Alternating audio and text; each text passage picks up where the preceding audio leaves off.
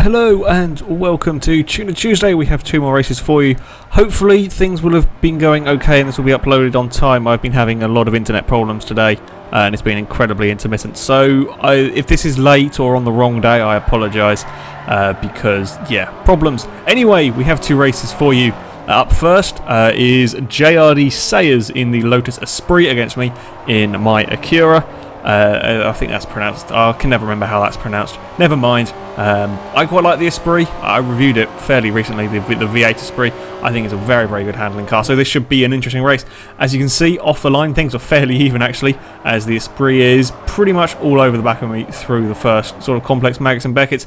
I don't like these corners very much. I've been really struggling through there to get any sort of speed, and then we come out onto the straight, have a pretty terrible run to be honest. However, the Esprit is running a lot more quite a lot more downforce than my Acura is, so straight line speed is slightly in my favour. As we come up towards whatever corner this is, I can't remember which one it is now. Stowe? No, I don't remember. I should know Silverstone. I've been here. I've sat in the grandstand up there. I can never remember the name of that blooming corner. There was a little bit of a crash. I'm not entirely sure. I think he kind of took a bit of a lunge and I didn't realise. And I sort of turned in and suddenly found a car there, which wasn't very helpful. Yeah, but we're still fairly close. You will see on the replay that the Esprit is locking up a fair bit. Now that is a strange replay glitch. I've never seen this one before. In the race this wasn't happening. The replay has decided that every time he puts the brakes on that it locked the wheels, which it didn't. It's a new bug. I mean, I'm used to randomly revving engines and random spinning wheels on start-finish lines, but not this one. This is a weird one. But never mind. Yay for Forza replays. As we see, we're coming towards the end of the first lap now, and the Esprit is very fast through the corners. It's a real fight trying to keep that thing behind because there is a lot of speed through the corners, and it has actually got more horsepower than my NSX, so despite all of its downforce, it's only a few miles an hour. It's only about 3 or 4 miles an hour slower than mine in a straight line. The NSX is slightly faster accelerating, but not by much. I think the Esprit is 340 horsepower. There we go. I remembered. So it's sort of 4 more horsepower than mine. I mean, we're talking small amounts here, but when you're racing as close as this, small amounts do sort of matter. So we've come on to the second lap. We're going through the Maggotts and Beckett's complex, and things go wrong for me. I don't quite know how I ended up there, but I took a little bit too much speed into the corner and sort of left the door wide open, and the Esprit jumped to the chance and is now in the lead. Even with a bit of a tow, I wasn't catching up fast enough really to do very much. The damage on this thing is stupid. I don't quite know how that's all bent up like that, but never mind. And as we come around there again, I still don't know the name. I'm kind of in trouble now because it's going to be very tricky to find a way back past the Esprit, considering, you know, I've got the straight line speed advantage, but through the corners I'm gonna struggle to keep up. So I kind of had to go a bit on sort of maximum attack really, and really try and find some speed. The Esprit is very, very quick. I think his fastest lap was a 2:09 in this race, which he did on that second lap where he got past me, and that is a pretty damn quick lap time around Silverstone. As we see here, coming through Maggotts and Beckett's complex, I've actually got it right this time, kind of. Through the first section, I'm alright. It's the second section through here that I seem to struggle. The Esprit is very neat and tidy through here. You can see me in the background, still managed to go a little bit wide, but not quite as bad as I did on lap number 2. And then we come on to the straight, and I'm quite a long way behind, which is sort of bad news for me, because this is the main opportunity I guess I have at overtaking. As we come up towards here, I'm far too far back to have a lunge. The Esprit is still locking up all over the place. That's annoying me.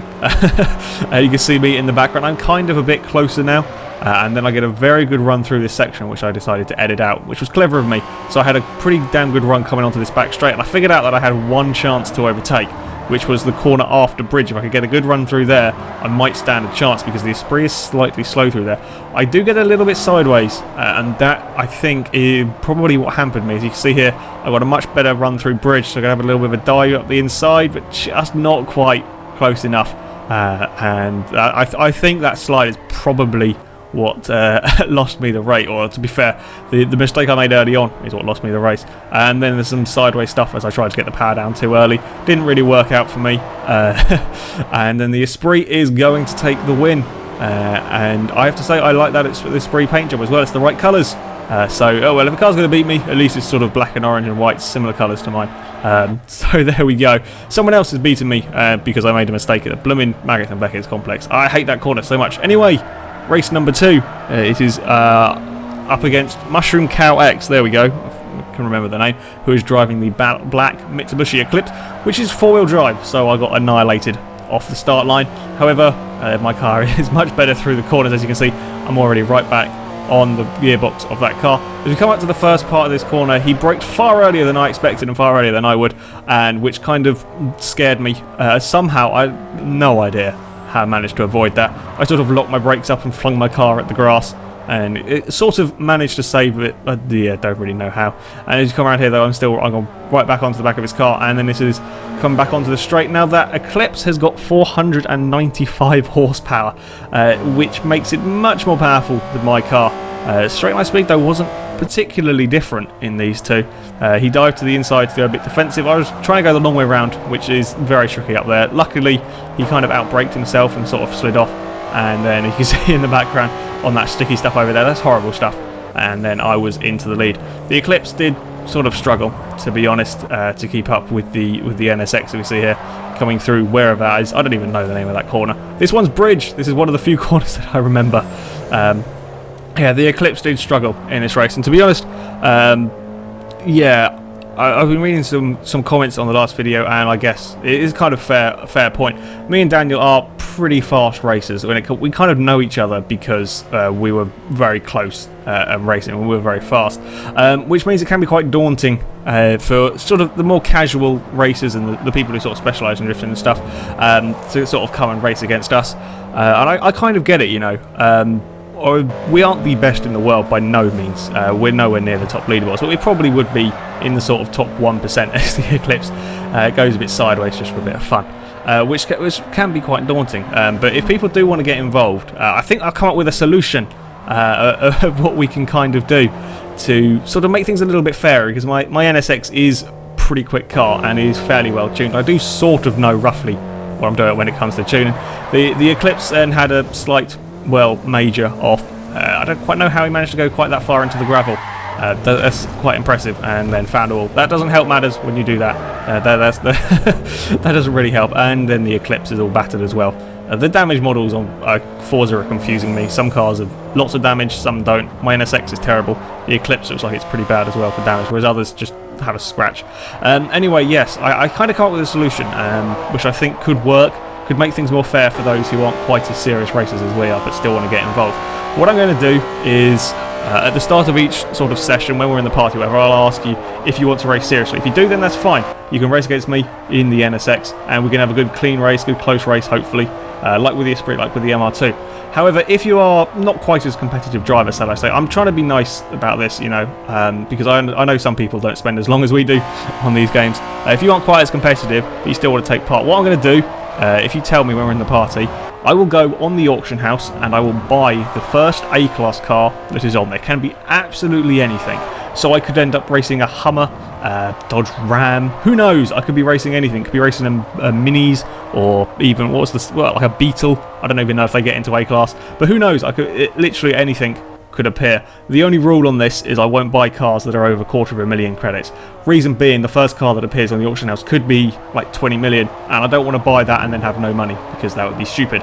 So it'll be the first car that appears on the auction house for less than $250,000. If it's a bid, I'll keep bidding until it goes over $250,000 or until I win it.